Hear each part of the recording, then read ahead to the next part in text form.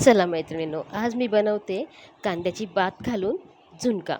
तर त्याच्यासाठी मी 2 कांदे घेतलेत आणि 1 वाटी बेसन घेतलेलं आहे. इथे तेल तापल्याच्यानंतर मिरची घातलेली आहे, जिंजर गार्लिक पेस्ट घातलेली आहे आणि कांदा घालून चांगलं परतून घेतलं आहे. इथे मी अगदी किंचित हिंग घातलेलं आहे, हळद घातलेलं आहे आणि तेलात चांगलं परतून घेतलेलं आहे. 1 वाटी बेसनचं पीठ घालून त्याला चांगलं मी खमंग असं भाजून घेतलेलं आहे.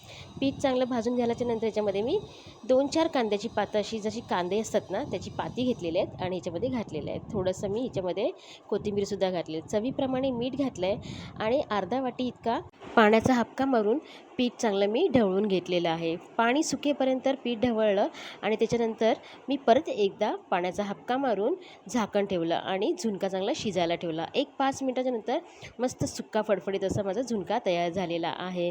कांद्याची पात घालून झुणका रेसिपी जर तुम्हाला आवडली असेल तर लाईक, शेअर, सबस्क्राईब करा आणि झुणका कसा झाल्याचं कमेंट करा.